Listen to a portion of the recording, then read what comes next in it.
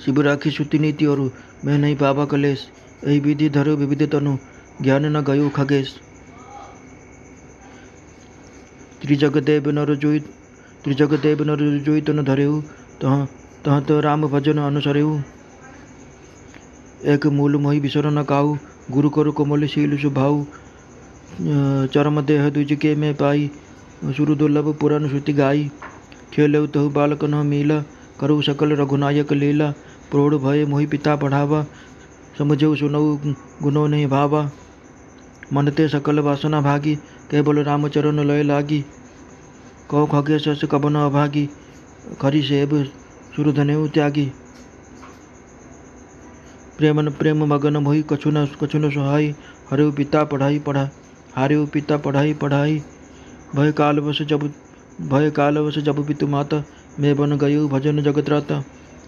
जहाँ विपिन मन मुनीश्वर पाबहु आश्रम जाई सिर नाबहु। बुझाऊ तिन्हि राम गुण गाहा कह सुनऊ हर्षित खगनाहा। सुनत फिरऊ हरि गुण अनुवाद अव्याहत गति शंभु प्रसाद। छुटी त्रिविधि इसना गाढ़ी एक लालसा उर्वती बाढ़ी। रामचरण बरिज जब देखो तब निज जन्म सफल कर लेखो। जो ही पूछो सोई मुनि अस कहई ईश्वर सर्वभूतमय है। निर्गुण मत नहीं मोहि सोहाई सगुण ब्रह्मरति उरु अधिकाई। गुरु के वचन सुरति करी रामचरण मनु लाग। रघुपति जस गावत फिरऊ छन छन नभ अनुराग। मेरु शिखर बट छाया मुनि लोमस आसीन। देखी चरण शिर नायऊ वचन कहो अति दीन। सुनिम वचन बिनति मृदु मुनि कृपाल खगराज। मोहि सादर पूछत भय द्विज आय हो कही काज। तब मैं कहा कृपा निधि तुम सर्वज्ञ सुजान। सगुण ब्रह्म अवराधन मोहि कहो भगवान। तब मुनीश रघुपति गुण गाथा कहे कछुक सादर गगनाथा। ब्रह्म ज्ञान रत मुनि विज्ञानी मोहि परम अधिकारी जानी। लगे कारण ब्रह्म उपदेशा अजो अद्वैत अगुण हम हृदयसा। अकल अन्य अनम अनुपा अनुभव गम्य अखंड अनुपा। मन गोतित अमल अविनाशी निर्विकार निरवधि सुख राशि। सोते ताहि तोहि नहीं भेदा बारी बीच यह गावहि भेदा। विविध भांति मोहि मुनि मुझावा निर्गुण मत मम हृदय न आवा। पुनि में कहो नाई पद शीसा सगुण उपासन कहो मुनीसा। राम भगत जल मम मन वीना किमि बिल गाई मुनिष प्रभेना। सोई उपदेश कहो करि दाया निजो नयन देखे रघुराया। भरी लोचन बिलो की अवदेशा तब मुनि हऊ निर्गुण उपदेशा।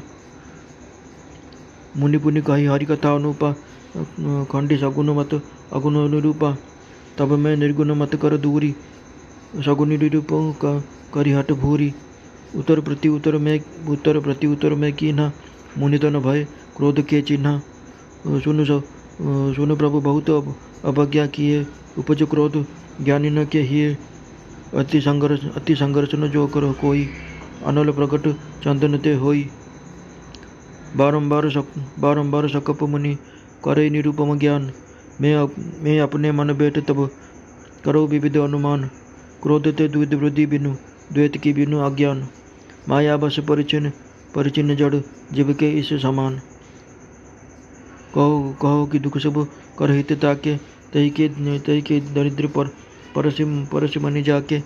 परद्रोही की होई निशंका कामी पुनि की रही अकलंका। बस के रह द्विज रतु द्विज अनहित कर कीन्ह। कर्म की होय स्वरूप ही चिन्ह। काहु सुमति की खल संग जामी। शुभ गति पाप की परत्रियोगामी। भव की परहि परमात्मा बिंदक।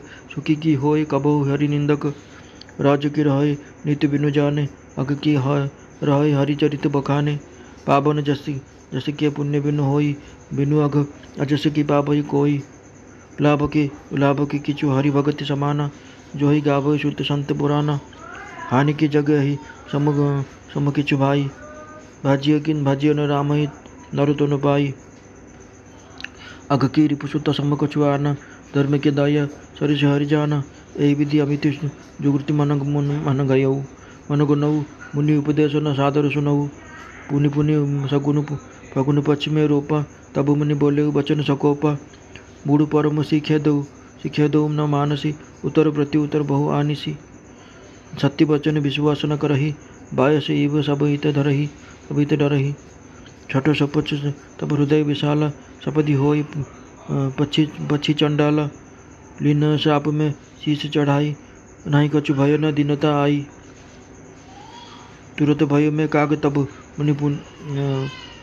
पुनि मुनि पद सिरुनाई सुमिर राम रघुवंश मनि हर्षित चले उड़ाई उमा जो राम चरण रत विगत काम मद क्रोध निज प्रभु मय देखें जगत केशन करहि विरोध सुनु खगेश नय कछु ऋषि दूषण उरु प्रेरक रघुवंश विभूषण कृपा सिंधु मुनिमति करि भोरी लीनी प्रेम परिसा मोरी मनोव्रच क्रम मोहि निज जन जाना मुनिमति पुनि फेरी भगवान ऋषि मम महत्शीलता देखी रामचरण विश्वास विशेषी अति विस्मय पुनि बचिताई सादर मुनि मोहि लीन बुलाई मम परितोष विविध विधि कीन हर्षित राम मंत्र तब दीन बालक रूप राम कर ध्यान कहे मोहि मुनि कृपा निधाना सुंदर सुखद मोहि अति भावा सो प्रथम मैं तुम्हें सुनावा मुनि मय कछुक काल तहि राखा रामचरित मानस तब भाषा सादर मोहि कथा सुनाई पुनि बोले मुनि गिरा सुहाई रामचरित सरगुण सुहावा शंभु प्रसाद तात में पावा तो ही निज भगत राम कर जानी ताते में सब कहो बखानी राम भगत जिन्हा उर नाही कबो न तात किय कही चिन पाही पुनि मोहि विविध भ्राति समझावा मैं सप्रेम मुनि पद सिरुनावा निज कर कमल परशिष मम शीसा हर्षि आशीष दिन मुनीसा राम भगति अबिरल उर तोरे बसे सदा प्रसाद अब मोरे सदा राम प्रिय तुम शुभ सदा राम प्रिय हो तुम शुभ गुण भवन अमान काम रूप इच्छा मरण ज्ञान विराग्य निधान जही आश्रम तुम बसव पुनि सुमिरत श्री भगवंत व्यापनीय तन अविद्या जो जन एक प्रजंत काल कर्म गुण दोष स्वभाव कछु दुख तुम ही न व्यापी काऊ राम रहस्य ललित विद्य नाना गुण प्रकट इतिहास पुराना बिनु श्रम तुम जान बसो निज नव नेह राम पद हेऊ जो इच्छा करी हो मन माही हरि प्रसाद कछु दुर्लभ नाही सुनि मुनि आसे सुनुमति धीर ब्रह्मगिरा भई गगन गंभीर एवमस्तु तब बच मुनि ज्ञानी या मम भगत कर्म मनवानी सुनि नभगीर हर्षि मोहि भयो प्रेम मगनम प्रगन सब संशय गयो करि विनति मुनि आशु पाई पट सरोज पुनि सिरुनाई हर्ष सहित ही आश्रम आयो प्रभु प्रसाद दुर्लभ बर पायो यहाँ बसत मोहि सुन खग ईसा बीते कल्प सात और बीसा करु सदा रघुपति गुण गाना सादर सुनहि विहंग सुजाना जब अवधपुरी रघुबीर धरे भगति ते मनुज शरीर तब जाय रामपुर रहु शिशुलीला बिलोकी सुख लहु कथा सकल में पुण्य उरु राखी राम शिशु रूप निज आश्रम आबो खग भूपा कथा सकल में तुम ही सुनाई काग देह जोई कारण पाई कहिए तात सब प्रश्न तुम्हारी राम भगति महिमा अति भारी तात यतन मोहि प्रिय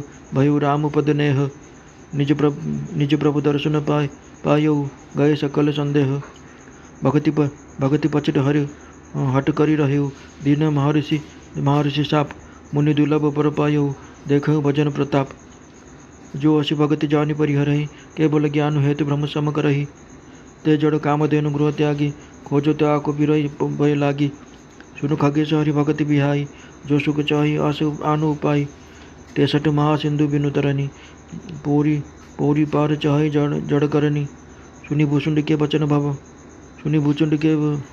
वचन भवानी बोले गरुड़ हर्षि मृदुवानी तब प्रसाद प्रभु मम उरु माही संशय शोक मोह भ्रम नाही तुनो पुंडित राम गुण ग्रामा तुम्हारी कृपा लहयो विश्रामा एक बात प्रभु पूछो तो ही कहो बुझाई कृपा निधि मोही कह संत मुनि वेद पुराण नहीं कछु दुर्लभ ज्ञान समान सोई मुनि तुम हसन कहो गोसाई नहीं आदरे भगति की नाही ज्ञान ही भगति अंतर केता सकल कहो प्रभु कृपा निकेता सुनि उरुगारी वचन सुकुमाना सादर बोलो काग सुजाना भगति ज्ञान ही नहीं कुछ भेद अभय हरि भव संभव खेद नाथ मुनि से कह रहे कुछ अंतर सावधान सौ सुनति विहंग बर ज्ञान विराग जोग विज्ञान ये सब पुरुष सर्व हरि जान पुरुष प्रताप प्रबल सब भांति अबल सहज जड़ जाति पुरुष त्याग सक नारी जो विरक्त मति धीर न तू कामी विषय वसु विमुख जो पद रघुवीर सौमुनि ज्ञान निदान मृगु नयन विदु मुख निरखी विवसु होई हरिजान नारी विष्णु माया प्रभु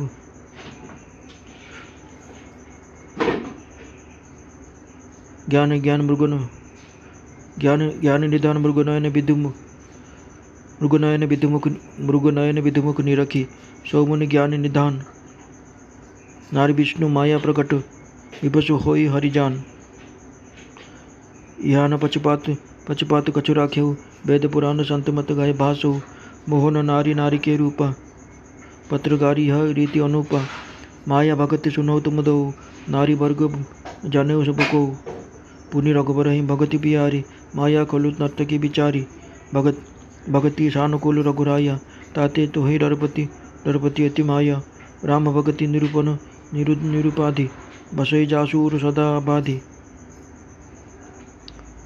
तही बिलकी माया कुचाई करी न सकई कछु निज प्रभुताई अस विचारी जो मुनि विज्ञानी जाचाई भगति सकल सुख खानी यह रहस्य रघुनाथ कर बेग न जानई कोई जो जानई रघुपति कृपा सपने मोहन होई और ज्ञान भगति कर भेद सुनो सुप्रवीण जो सुनि होई राम पद प्रीति सदा विचीन।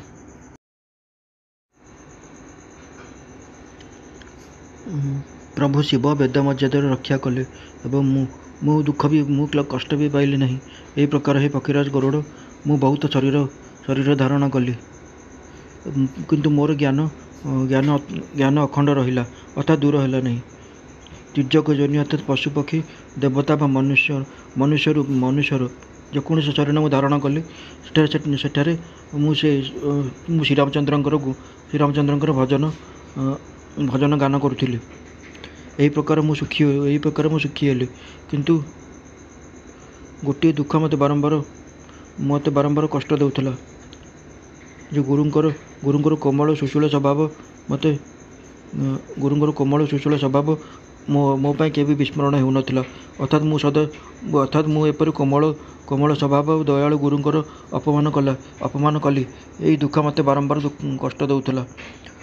मु अचिंत्य ब्राह्मण शरीर प्राप्त कली जहाँ पुराण वेद देवता माने भी दुर्लभ बोली कहती। मु सेठारे अर्थात ब्राह्मण शरीर भी बालक सहित एकाठी होई खेलकूद करुली। तेबे मध्य श्री रघुनाथ ही सब खेलबुल करथिले। सेही खेल करबा मध्य श्री रघुनाथंकर समस्त लीला को मु निज खेल माध्यम दर्शाउथिली। बापा मते बड़ हेबा पर बापा मते पढ़ाइबार लगिले। मु बुझिबा शुणिबा विचार करबा पर भी मते पढ़ाइबा भल लागु नथला। मो मन सब वासना दूर हो जाइतिला। केवल श्रीराम के चरण में मोर भक्ति रही। हे गरुड़ कहतु एपरि क्यों अभाग थी जी कामधेनु को छाड़ी गधर सेवा कर प्रेमर मग्न रहा कारण मत कि भी भल लगु नथला। पिता मते पढ़ाई हारीगले जितेबाला पिता माता कालग्रस्त हो गले अर्थात मरीगले से मो भक्त रक्षा करी श्रीराम को भजन करने वन को चलीगली। वन में जो मुनिमान आश्रम थिला आश्रम देखिले सेठा जाई तांकर सेवा करुथिले। हे गरुड़ से इतिमध्य ही मु श्रीराम गुणर कथा पचारुली से कहते मु हर्षित होई ता शुणु थाए। यही प्रकार मु सदासर्वदा श्रीहरि गुणानुवाद को शुणु थाए। शिव कृपार मोर सर्वत्र अबाध गति थिला अर्थात मुझे जुआड़े चाहूली सियाड़े जापी। मोर तीन प्रकार अर्थात पुत्रर धनर मानर गभीर प्रबल इच्छा दूर हो गला एवं हृदय गोटी मात्र इच्छा रहा जे ଯେତେବେଳେ ଶ୍ରୀରାମଙ୍କ ଚରଣ କମଳର ଦର୍ଶନ କରିବି ସେତେବେଳେ ନିଜର ଜନ୍ମକୁ ସଫଳ ହେଲା ବୋଲି ଜାଣିବି। ଯିଏ ବି ମୋତେ ପଚାରିଥାଏ, ଯାହାକୁ ମୁଁ ପଚାରିଥାଏ, ସେହି ମୁନି ଏପରି କୁହନ୍ତି କି ଈଶ୍ୱର ସର୍ବଭୂତମୟ ଅଟନ୍ତି। ଏହି ନିର୍ଗୁଣ ମତ ମୋତେ ଭଲ ଲାଗୁନଥିଲା। ହୃଦୟରେ ସଗୁଣ ବ୍ରହ୍ମଙ୍କ ପ୍ରତି ଭକ୍ତି ବଢ଼ିଯାଇଥିଲା। ଗୁରୁଙ୍କ ବଚନର ଶରଣ କରି ମୋର ମନ ଶ୍ରୀରାମଙ୍କ ଚରଣରେ ଲାଗିଯାଇଥିଲା। ମୁଁ କ୍ଷଣରେ ନିତ୍ୟ ନୂତନ ପ୍ରେମ ପ୍ରାପ୍ତ କରିବାକୁ ଚାହୁଁଥିଲି। ସେଇଥିପାଇଁ ମୁଁ ରଘୁନାଥଙ୍କର ଗୁଣଗାନ କରି ବିଚରଣ କରୁଥିଲି। ସୁମେରୁ ପର୍ବତ ଶିଖରରେ ବଟବୃକ୍ଷ ଛାୟାରେ ଲୋମସ ମୁନି ବସିଥିଲେ। ସେ ତାଙ୍କୁ ଦେଖି ତାଙ୍କ ଚରଣରେ ପ୍ରଣାମ କଲି ଏବଂ ଅତ୍ୟନ୍ତ ଦୀନ ବଚନ କହିଲି, ହେ ପକ୍ଷୀରାଜ, ମୋର ଅତ୍ୟନ୍ତ ନମ୍ର ଓ କୋମଳ ବଚନ ଶୁଣି କୃପାଳ ମୁନି ମୋତେ ଆଦର ସହିତ ପଚାରିଲେ, ହେ ବ୍ରାହ୍ମଣ, ଆପଣ କେଉଁ କାମ ପାଇଁ ଏଠାକୁ ଆସିଛନ୍ତି? ସେତେବେଳେ ମୁଁ କହିଲି, ହେ କୃପାନିଧାନ, ଆପଣ ସର୍ବଜ୍ଞ ଅଟନ୍ତି ଏବଂ ବ୍ରହ୍ମଜ୍ଞାନୀ ଅଟନ୍ତି। ହେ ଭଗବାନ, ମୋତେ ଆପଣ ସଗୁଣ ବ୍ରହ୍ମଙ୍କର ଆରାଧନାର ବିଷୟ କୁହନ୍ତୁ। ସେତେବେଳେ ପକ୍ଷୀରାଜ ମୁନୀଶ୍ୱର ସେ ରଘୁନାଥଙ୍କ ଗୁଣର କିଛି କଥା ଆଦର ସହିତ କହିଲେ। ପୁଣି ସେ ବ୍ରହ୍ମଜ୍ଞାନ ପୁରାଣ ବିଜ୍ଞାନମାନ ମୁନି ମୋତେ ପରମ ଅଧିକାରୀ ଜାଣି ବ୍ରହ୍ମଙ୍କୁ ଉପଦେଶ କରିବା ଲାଗିଲେ। ସେ ଅଜନ୍ମା ଅଟନ୍ତି, ଅଦ୍ୱୈତ ଅଟନ୍ତି, ନିର୍ଗୁଣ ଅଟନ୍ତି ଏବଂ ହୃଦୟ ଏବଂ ଅନ୍ତର୍ଯ୍ୟାମୀ ଅଟନ୍ତି। ତାଙ୍କୁ ବୁଦ୍ଧି ଦ୍ୱାରା ମାପି ହୁଏ ନାହିଁ।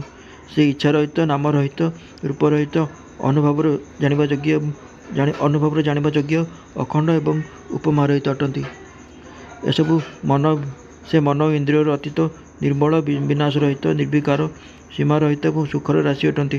ବେଦ ଏପରି କୁହନ୍ତି କି ସେ ନା ତୁ ହିଁ ତତ୍ତ୍ୱମସି ଅଟୁ, ନା ଜଳ ଏବଂ ଜଳର ଗଭୀରତା ପରି ସେଥିରେ ତାଙ୍କଠାରେ ଓ ତୋଠାରେ କୌଣସି ଭେଦ ନାହିଁ। ମୁନି ମୋତେ ଅନେକ ପ୍ରକାର ବୁଝାଇଲେ, କିନ୍ତୁ ନିର୍ଗୁଣ ମତ ମୋର ହୃଦୟରୁ ଦୂର ହୋଇପାରିଲା ନାହିଁ। ମୁଁ ପୁଣି ମୁନିକୁ ଜଣାଇ ପ୍ରଣାମ କରି କହିଲି, ହେ ମୁନୀଶ୍ୱର, ମୋତେ ସଗୁଣ ବ୍ରହ୍ମଙ୍କର ଉପାସନା କୁହନ୍ତୁ। ମୋର ମନ ରାମଭକ୍ତି ରୂପୀ ଜଳରେ ବୁଡ଼ିଯାଇଛି, ସେଥିରେ ବିଚରଣ କରୁଅଛି। ହେ ଚତୁର ମୁନୀଶ୍ୱର, ଏପରି ଦଶାରେ ସେ ତାଙ୍କଠାରୁ ଅଲଗା କିପରି ହୋଇପାରିବ? ଆପଣ ଦୟାକରି ମୋତେ ସେହି ଉପାୟ କୁହନ୍ତୁ, ଯେଉଁଥିରେ ମୁଁ ସେ ରଘୁନାଥଙ୍କୁ ନିଜ ଆଖିରେ ଦେଖିପାରିବି। ପ୍ରଥମେ ନେତ୍ର ଭରି ଅଯୋଧ୍ୟାନାଥଙ୍କୁ ଦେଖି ସେତେବେଳେ ନିର୍ଗୁଣ ରୂପର ଉପଦେଶ ଶୁଣିବି। ମୁନି ପୁଣି ଅନୁପମ ହରିକଥା କହି ସଗୁଣ ମତର ଖଣ୍ଡନ କରି ନିର୍ଗୁଣର ଉପଦେଶ ଦେଲେ। ସେତେବେଳେ ମୁଁ ନିର୍ଗୁଣ ମତକୁ ବିରୋଧ କରି ବହୁତ ଜିଦି କରି ସଗୁଣ ମତ ନିରୂପଣ କରିବା ପାଇଁ କହିଲି। ମୁଁ ଉତ୍ତର ପ୍ରତ୍ୟୁତ୍ତର କଲି। ଏହାଦ୍ୱାରା ମୁନି କ୍ରୋଧିତ ହୋଇଗଲେ। ହେ ପ୍ରଭୁ, ଶୁଣନ୍ତୁ, ବହୁତ ଅପମାନ କରିବା ପରେ ଜ୍ଞାନୀଙ୍କ ହୃଦୟରେ ବି କ୍ରୋଧ ଉତ୍ପନ୍ନ ହୋଇଯାଏ। ଯଦି କି ଚନ୍ଦନର କାଠକୁ ବହୁତ ଅଧିକ ସମୟ ପର୍ଯ୍ୟନ୍ତ ଘଷିଥାଏ, ସେଥିରୁ ବି ଅଗ୍ନି ଉତ୍ପନ୍ନ ହୋଇଯାଏ।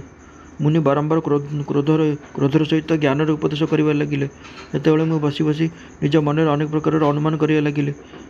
ବିନା ଦ୍ୱୈତବୁଦ୍ଧି ବିନା କ୍ରୋଧ କିପରି ଆସିପାରିବ ଏବଂ ବିନା ଅଜ୍ଞାନ ବିନା କ'ଣ ଦ୍ୱୈତବୁଦ୍ଧି ହୋଇପାରିବ? ମାୟାର ବଶୀଭୂତ ହେଉଥିବା ପରିଚ୍ଛନ୍ନ ଜଡ଼ ଜୀବ କ'ଣ ଈଶ୍ୱରଙ୍କ ସମାନ ହୋଇପାରିବ? ସମସ୍ତଙ୍କୁ ହିତ ଚାହୁଁଥିବା ଲୋକ କ'ଣ କେବେ ଦୁଃଖୀ ହୋଇପାରିବ? ଯାହା ପାଖରେ ପାରସମଣି ଅଛି, ତା ପାଖରେ କ'ଣ ଦରିଦ୍ରତା ରହିପାରିବ? ଅନ୍ୟକୁ ଦ୍ରୋହ କରୁଥିବା ମଣିଷ କ'ଣ ନିର୍ଭୟ ହୋଇପାରିବ? ଏବଂ କାମୀ ପୁରୁଷ କ'ଣ କଳଙ୍କ ରହିତ ହୋଇପାରିବ, ଅର୍ଥାତ୍ ବିଦେୟ ହୋଇପାରିବ?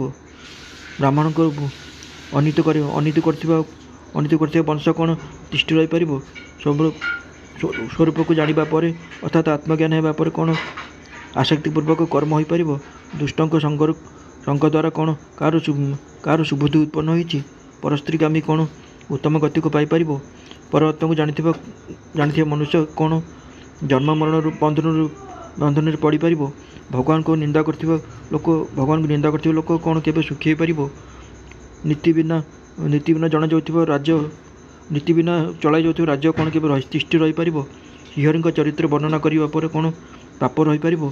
ବିନା ପୁଣ୍ୟ ବିନା ପବିତ୍ର ଯଶ କିପରି ବା ପ୍ରାପ୍ତ ହୋଇପାରିବ? ବିନା ପାପରେ କ'ଣ କେହି ଅପଯଶ ପାଇପାରିବ?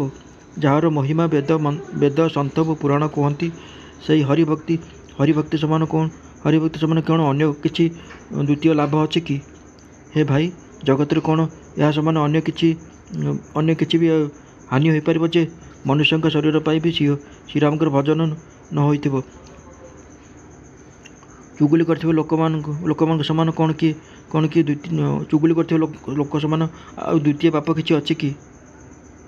एवं हे गरुड़ दया समान कौन कि दया समान अन्य द्वितीय धर्म कौन अछि कि? एही प्रकार मु अगणित जुक्ति द्वारा विचरण करुथिली एवं आदर सहित मुनि को उपदेश शुणी नथिली। जेतेबेले मु बारंबार सगुणर पक्ष नेली सेतेबेले मुनि क्रोधित होई कहले, अरे मूढ़, मु तते सर्वोत्तम शिक्षा देउछि, तेबे भी तू ताकू धारण करूनाहु एवं मानुनाहु, बहुत युक्तितर्क करुछु। अरे मूर्ख, तो हृदय बहुत जिद्दी हो जाए, अतः तू शीघ्र चंडाल पक्षी अर्थात काऊ हो जा। मु आनंदर सहित मुनि को साप को ग्रहण कली। से मते किछि भी द्वारा मते किछि भय हैला नहीं। सेतेबेले मु तुरंत काऊ हो गली। पुणी मुनि को चरण प्रणाम करी एवं रघुकुल शिरोमणि श्रीराम को शरण करी आनंदित होई उड़ीगली। शिव कहले, हे उमा, जितेबाला श्रीराम चरण प्रेमी अटंती एवं काम अभिमान क्रोध रहित अटंती, हे जगत को निज प्रभुଙ୍କ द्वारा बेष्टित होइतरे देखती एवं पुणी क्या सहित शत्रुता करेंगे। काकभूषणी कहले, हे पक्षीराज गरुड़, शुणु, याद्वारा ऋषिंकर किसी भी दोष नाला।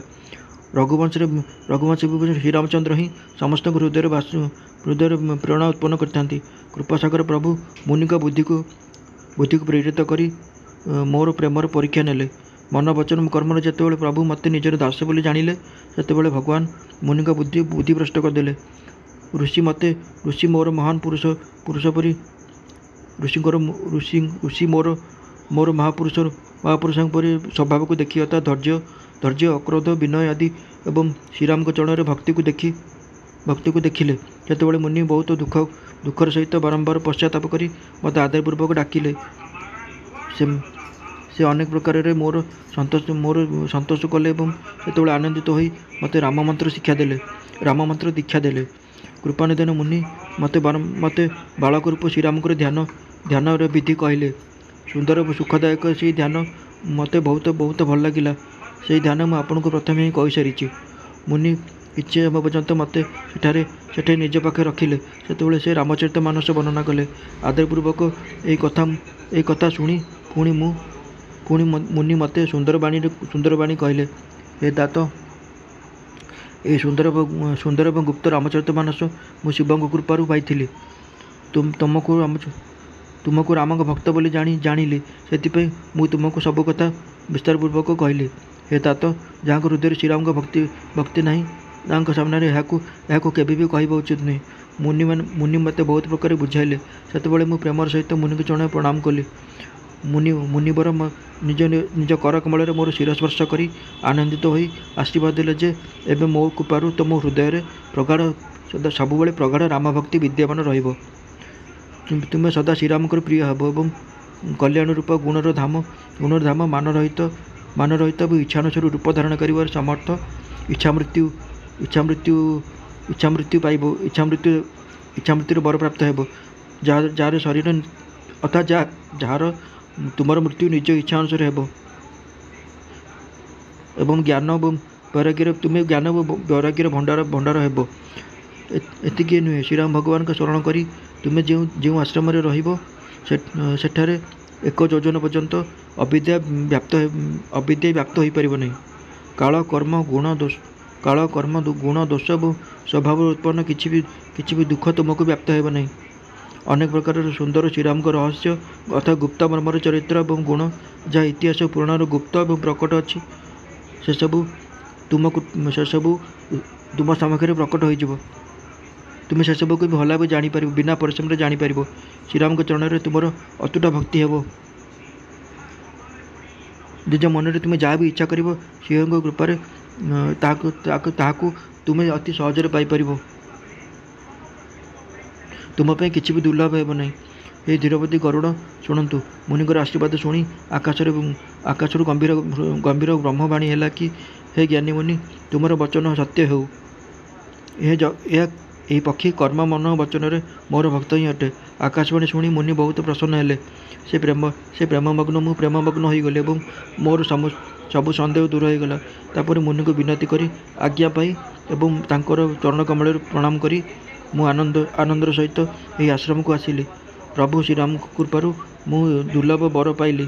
ହେ ପକ୍ଷୀରାଜ, ମୋତେ ଏଠାରେ ନିବାସ କରିବାରେ ପାଖାପାଖି 87 କଳ୍ପ ବିତିଗଲାଣି।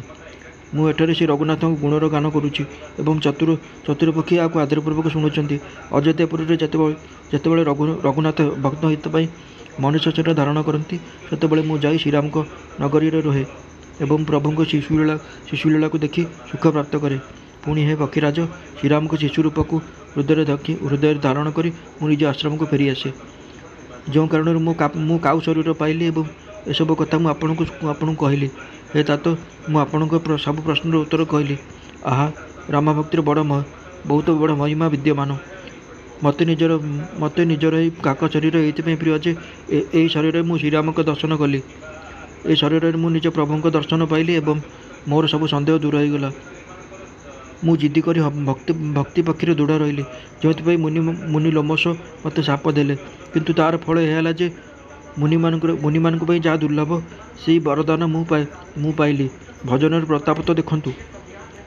ଯିଏ ଭକ୍ତିର ଏପରି ମହିମାକୁ ଜାଣିବେ ତାକୁ ଛାଡ଼ି ଦିଅନ୍ତି ଏବଂ କେବଳ ଜ୍ଞାନ ପାଇଁ ପରିଶ୍ରମ କରନ୍ତି, ସେ ମୂର୍ଖ। ଘରେ ଛିଡ଼ା ହୋଇଥିବା କାମଧେନୁକୁ ଛାଡ଼ି କ୍ଷୀର ପାଇଁ ଗଧକୁ ଖୋଜିବାରେ ଲାଗନ୍ତି। ହେ ପକ୍ଷୀରାଜ, ଶୁଣନ୍ତୁ। ଯେଉଁମାନେ ଶ୍ରୀହରିଙ୍କ ଭକ୍ତିକୁ ଛାଡ଼ି ଅନ୍ୟ ଉପରେ ସୁଖ ଚାହାନ୍ତି, ସେମାନେ ମୂର୍ଖ ଏବଂ ଅଭାଗା ଅଟନ୍ତି। ସେମାନେ ବିନା ଜାହାଜରେ ସମୁଦ୍ରକୁ ପାର କରିବାକୁ ଚାହାନ୍ତି। ଶିବ କହିଲେ, ହେ ଭବାନୀ, ଭୂଷୁଣ୍ଡିଙ୍କର ବଚନ ଶୁଣି ଗରୁଡ଼ ଆନନ୍ଦିତ ହୋଇ କୋମଳ ବାଣୀରେ କହିଲେ, ହେ ପ୍ରଭୁ, ଆପଣଙ୍କ ପ୍ରସାଦରୁ ମୋ ହୃଦୟରେ ଏବେ ସବୁ ସନ୍ଦେହ, ଶୋକ, ମୋହ ଏବଂ ଭ୍ରମ କିଛି ବି ରହିଲା ନାହିଁ। ମୁଁ ଆପଣଙ୍କ କୃପାରୁ ଶ୍ରୀରାମଚନ୍ଦ୍ରଙ୍କର ପବିତ୍ର ଗୁଣସମୂହକୁ ଶୁଣିଲି ଏବଂ ଶାନ୍ତି ପ୍ରାପ୍ତ କଲି। ହେ ପ୍ରଭୁ, ଏବେ ମୁଁ ଆପଣଙ୍କୁ ଏହି କଥା ପଚାରୁଛି ଯେ ହେ କୃପାସାଗର, ମୋତେ ବୁଝାଇ କୁହନ୍ତୁ। ସନ୍ଥ ମୁନି ବେଦ ଓ ପୁରାଣ ଏହା କୁହନ୍ତି ଯେ ଜ୍ଞାନ ସମାନ ଦୁର୍ଲଭ କିଛି ବି ନାହିଁ। ହେ ଗୋସାଇଁ, ସେ ଜ୍ଞାନ ମୁନିବର ଆପଣଙ୍କୁ କହିଲେ, କିନ୍ତୁ ଆପଣ ଭକ୍ତିଙ୍କ ପକ୍ଷ ନେଇ ତାହାର ଆଦର କଲେ ନାହିଁ। ହେ କୃପାର ଧାମ, ହେ ପ୍ରଭୁ, ଜ୍ଞାନ ଓ ଭକ୍ତିର ଅନ୍ତର କ'ଣ, ଏସବୁ ମୋତେ କୁହନ୍ତୁ। ଗରୁଡ଼ଙ୍କ ବଚନ ଶୁଣି ସୁଜାନ କାକଭୂଷୁଣ୍ଡି ଆନନ୍ଦିତ ହେଲେ ଏବଂ ଆଦର ସହିତ କହିଲେ, ଭକ୍ତି ଓ ଜ୍ଞାନରେ କିଛି ବି ଅନ୍ତର ନାହିଁ। ଦୁଇ ଜଣ ସଂସାରରୁ ଉତ୍ପନ୍ନ ହୋଇଥିବା କ୍ଲେଶକୁ ଦୂର କରିଦିଅନ୍ତି। ହେ ନାଥ ମୁନିମାନେ ଏଥିରେ କିଛି ଅନ୍ତର କଥା କହିଛନ୍ତି। ହେ ପକ୍ଷୀଶ୍ରେଷ୍ଠ, ତାକୁ ସାବଧାନ ହୋଇ ଶୁଣନ୍ତୁ। ହେ ହରିବାହନ, ଶୁଣନ୍ତୁ। ଜ୍ଞାନ, ବୈରାଗ୍ୟ, ଯୋଗ, ବିଜ୍ଞାନ ଏସବୁ ପୁରୁଷ ଅଟନ୍ତି। ପୁରୁଷଙ୍କର ପ୍ରତାପ ସବୁ ପ୍ରକାର ପ୍ରବଳ ହୋଇଥାଏ। ଅବଳ ଅର୍ଥାତ୍ ମାୟା ସ୍ୱାଭାବିକ ହିଁ ନିର୍ବଳ ଅଟେ ଏବଂ ଜାତି ଅର୍ଥାତ୍ ଜନ୍ମରେ ହିଁ ଜଡ଼ ଓ ମୂର୍ଖ ହୋଇଥାନ୍ତି। କିନ୍ତୁ ଯେଉଁମାନେ ବିରାଗୀ ଏବଂ ଧୀରବୁଦ୍ଧି ପୁରୁଷ ଅଟନ୍ତି, ସେମାନେ ସ୍ତ୍ରୀକୁ ତ୍ୟାଗ କରିପାରନ୍ତି ନାହିଁ। ସେମାନେ ସ୍ତ୍ରୀଙ୍କୁ ତ୍ୟାଗ କରିପାରନ୍ତି। କିନ୍ତୁ ଯେଉଁମାନେ କାମୀ ପୁରୁଷ, ଯେଉଁମାନେ ବିଷୟରେ ବଶୀଭୂତ, ତାଙ୍କର ଦାସ ଅଟନ୍ତି, ସେମାନେ ଶ୍ରୀ ରଘୁନାଥଙ୍କ ଚରଣରେ ବିମୁଖ ହୋଇଥାନ୍ତି।